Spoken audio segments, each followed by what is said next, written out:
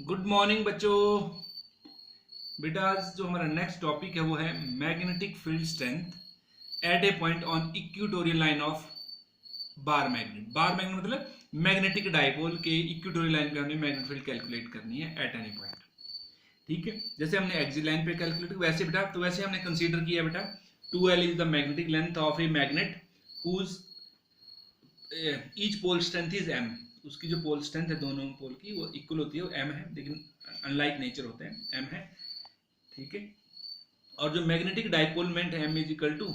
Capital M is equal to m into 2L। मतलब small m है और ये कैपिटल M है। कैपिटल M मैग्नेटिक डाइपोलमेंट और स्मॉल m पोल स्ट्रेंथ को देता है बेटा। ठीक है, इस मैग्नेटिक की पोल मतलब डाइपोलमेंट इतनी है।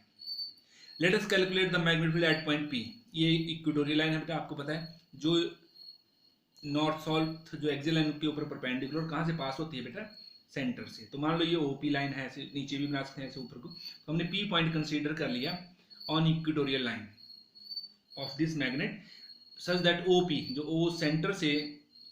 ओ गया यहाँ पर सेंटर है बेटा इस मैग्नेट का, वहां से इसकी दूरी कितनी पी पॉइंट की आर है, OP is equal to R. अब बेटा ओपीआर है, ये हमें पता है बेटा, ये पॉइंट ओ है, ये कितना है बन जाएगा, टोटल लेंथ 2L है, तो ये कितनी बेटा L, ये भी L है ये भी L, तो ये कितना आ जाएगा बेटा SP, वही R square plus L square under root, और NP N ये पॉइंट N है और ये नॉर्थ पोल और साउथ, NP कितना है बेटा वही आ जाएगा under root R square plus L square. तो clearly therefore from diagram NP is equal to SP is equal to under root R square plus L square. अब बेटा मान लो इस P पॉइंट के ऊपर मैग्नेटिक फील्ड कैलकुलेट करनी है due to this north pole. ठीक है, और हमें पता है मैग्नेटिक फील्ड क्या होती है बेटा, फोर्स एक्सपीरियंस बाय ये यूनिट नॉर्थ पोल। एक यूनिट नॉर्थ पोल कितनी फोर्स एक्सपीरियंस करता है, मान लो उसकी स्ट्रेंथ 1 है। ठीक है, अब नॉर्थ को अगर रिपेल करें तो कहाँ लगेगी बेटा, इस तरफ को, इस ऐसे अलोंग NP प्रोड्यूस। तो magnetic field strength at point P due to N pole is कितना है, उसको B1 कंसीडर कर लो बेटा, mu not upon 4 pi M into एक नॉर्थ पोल है तो 1 मलेरिया into upon NP square, NP का square, mu not upon 4 pi M into M, और बेटा NP का स्क्र, NP कितना है under root R square plus L square, तो NP का स्क्र कितना हो जाएगा अंडर रूट कैंसिल हो जाएगा R square plus L square,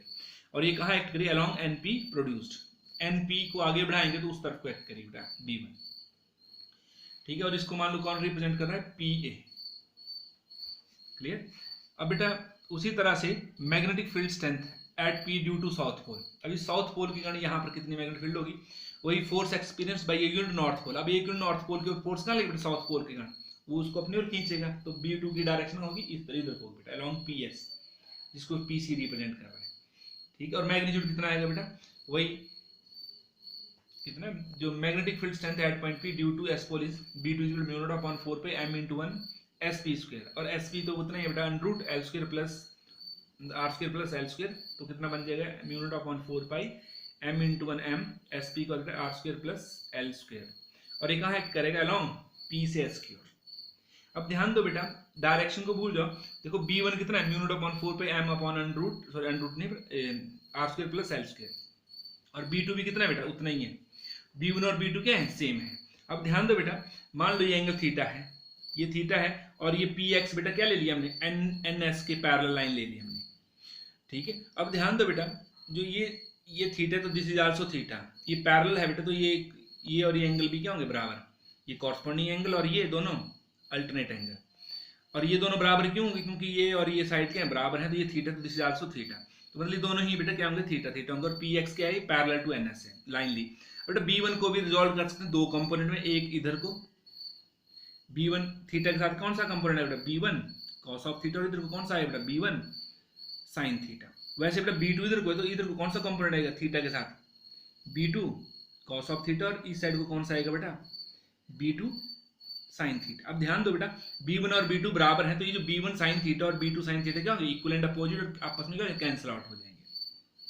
और ये कंपोनेंट ये जो B1 cos थीटा और B2 cos थीटा ये एक ही डायरेक्शन में, तो क्या हो जाएंगे दोनों ऐड हो जाएंगे बेटा।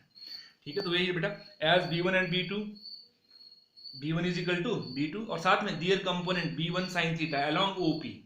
जो OP को ऊपर को बढ़ाया B1 sin ऊपर को OP produced, and B2 sin theta along PO, P से O की ओर। ठीक है, विल बी कैंसिल आउट, क्योंकि आपस में इक्विवेलेंट अपोजिट क्या हो जाएंगे, कैंसिल आउट। लेकिन जो component however the component along P X parallel to N S, जो पी एक्स है बेटा जो किसके पैरेलल है बेटा, एन एस के पैरेलल है, वो कंपोनेंट क्या हो जाएंगे, विल बी एडेड। अब क्लियर हो गया, क्योंकि सेम डायरेक्शन तो दोनों कंपोनेंट ऐड हो जाएंगे। तो जो नेट मैग्नेटिक फील्ड आएगी at point P due to this magnet कितनी आएगी बेटा, B is equal to b1 cos theta plus b2 cos theta, और b1 और b2 दोनों बराबर हैं, तो चाहे यहाँ b1 कर लो चाहे यहाँ b2 कर लो, एक ही बात है। तो कितना हो जाएगा बेटा 2b1 cos ऑफ थीटा। अब b1 की वैल्यू बेटा 2, b1 कितना है mu naught upon 4 pi m upon r square plus l square. अब बेटा cos थीटा की वैल्यू आप इस डायग्राम से करेंगे, ये थीटा है, देखो थीटा के सामने वाला परपेंडिकुलर, ये बेस और ये हाइपोटेन्यूज, तो ये बेस है बेटा, ये कितना है, ये l है, l upon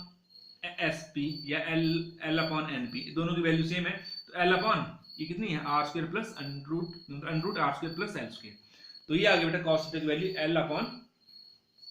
under root R square plus L square. अब बेटा mu not upon 4 pi M और 2 ये वाला एल 2l के साथ, तो m इंटू 2l और upon R square plus L square की पावर 1 है, यहाँ पे बेटा 1/2 है, तो कितना हो जाएगा power 3/2 R square plus L square raised to power 3/2। अब m इंटू 2l ये पोल स्ट्रेंथ है, इंटू 2l क्या बन जाएगा डाइपोल मोमेंट, मतलब मैग्नेटिक डाइपोल मोमेंट, तो mu not upon 4 pi m upon r square plus l square raised to power 3/2। तो this is the magnetic field बेटा on the equatorial line of the magnet. Clear. और अगर short dipole होगा तो r square क्या होगा, बहुत ही, एक मिनट बेटा, तो जो r स्क्वायर है बेटा ये क्या होगा, ये बहुत बड़ा होगा l स्क्वायर से, जो मैग्नेटिक लेंथ है ये बहुत स्मॉल होगी और ये r बहुत ज्यादा होगा, तो इसको हम r स्क्वायर को भूल सकते हैं बेटा, तो r स्क्वायर या r स्क्वायर की पावर 3/2, तो 2 से 2 कैंसिल, r क्यूब हो जाएगा बेटा, तो mu not upon 4 pi m upon r cube. तो ये अगर हमने वेक्टर फॉर्म में देखना, अब देखो बेटा यहाँ पर जो मैग्नेटिक फील्ड है ऑन इक्वेटोरियल लाइन कहाँ पर एक्ट करी बेटा, इधर को, और डाइपोल मोमेंट कहाँ एक्ट करती है बेटा, साउथ टू नॉर्थ, तो वो इस डायरेक्शन में, और magnetic field on equatorial line क्या है, अपोजिट है, तो पता लग गया जो magnetic field on equatorial line is opposite to the direction of dipole moment. अगर हमने यहाँ पर वेक्टर लगाते हैं सपोज करो ऐसे, तो यहाँ पर क्या लगाना पड़ेगा हमें माइनस, क्योंकि ये क्या है m और b आपस में अपोजिट डायरेक्शन है। लेकिन जो हमने एक्सियल लाइन पे कैलकुलेट की थी बेटा, तो वहां पर ये नॉर्थ था ये साउथ, तो वहां पर मैग्नेटिक फील्ड कहाँ है इस पॉइंट के ऊपर, वो भी इसी डायरेक्शन नेट मैग्नेटिक फील्ड, तो जो डाइपोल मोमेंट भी इसी तरफ को थी और मैग्नेटिक फील्ड भी उसी तरफ को थी, और मैग्नेटिक फील्ड और डाइपोल मोमेंट सेम डायरेक्शन में थी। लेकिन जो इक्वेटोरियल लाइन पे आई थी फॉर शॉर्ट डाइपोल, नहीं यहाँ पे सॉरी ये एक्सियल लाइन थी, एक्सियल लाइन के लिए कितनी आई थी वो, म्यू नॉट अपॉन 4 पाई 2m अपॉन r क्यूब। यहाँ देखो कितनी है बेटा इक्वेटोरियल, यहाँ मैं इक्वेटोरियल लाइन लिखता हूँ, इक्वेटोरियल लाइन पे कितने म्यू नॉट अपॉन 4 पे m, वहाँ पे कितने 2m था, तो मतलब जो एक्सियल लाइन पे है वो 2 टाइम्स है मैग्नेटिक फील्ड ड्यू टू, मतलब at the same point on equatorial line, जितने डिस्टेंस पे सेंटर से एक्सियल लाइन पे होगी वो इक्वेटोरियल लाइन पे जो मैग्नेटिक फील्ड होगी उसका कितनी होगी बेटा, वो दुगनी होगी। क्लियर। अब जो नेक्स्ट टॉपिक है बेटा current loop as a magnetic dipole, इसके बारे में थोड़ा सा पहले भी पढ़ चुके हैं, अभी मैं बताता हूँ। जो करंट लूप होता है बेटा वो भी किसकी तरह बिहेव करता है, एज ए मैग्नेटिक डाइपोल। देखो बेटा मान लो एक लूप है, करंट एक सर्कुलर लूप है, इसमें करंट ऐसे फ्लो कर रहा है, अगर ऊपर से देखें, अब लुकिंग एट द फेस, जो अपर फेस, ठीक है, तो करंट कैसे फ्लो कर रहा है ऊपर, एंटी क्लॉकवाइज, तो जब एंटी क्लॉकवाइज होता है बेटा, जो क्लॉक रूल बताया आपको वो कैसे बिहेव कर रहा है, इट हैज नॉर्थ पोलैरिटी, और जो नीचे वाला फेस होगा, अगर हम इसी करंट को नीचे से देखते हैं, इसके नीचे वाले फेस से, and looking at from the lower face, then the current कैसे होगा बेटा, क्लॉकवाइज, और उसके पास कौन सी पोलैरिटी होगी, साउथ पोलैरिटी। मतलब जो करंट कैरिंग लूप है it has both pole, north pole भी है, जिस फेस में करंट एंटी क्लॉकवाइज है उसके बाद नॉर्थ पोलैरिटी होती है, और जिस फेस में करंट क्लॉकवाइज होता है उसके पास नॉर्थ मतलब साउथ पोलैरिटी होती है। तो मतलब current carrying loop has both north and south pole, मतलब कैसे बिहेव करेगा, current carrying loop behave as a magnetic dipole, क्योंकि इसके बाद दोनों पोल हैं, और इसकी डाइपोल मोमेंट कहाँ होती है बेटा, जिस जैसे ये लूप है इसके ऊपर परपेंडिकुलर होगी along axis, south to north ऐसे। आप इसमें वो भी लगा सकते हैं, जैसे लूप है, लूप जैसे मान लो इस प्लेन में लूप अप्लाई करें तो ऐसे, और कौन दे right hand thumb rule, thumb की ओर इसकी डायरेक्शन आएगी बेटा मैग्नेटिक डाइपोल मोमेंट की, ठीक है, साउथ टू नॉर्थ आएगी, इस डायरेक्शन में मैग्नेटिक डाइपोल मोमेंट आएगी।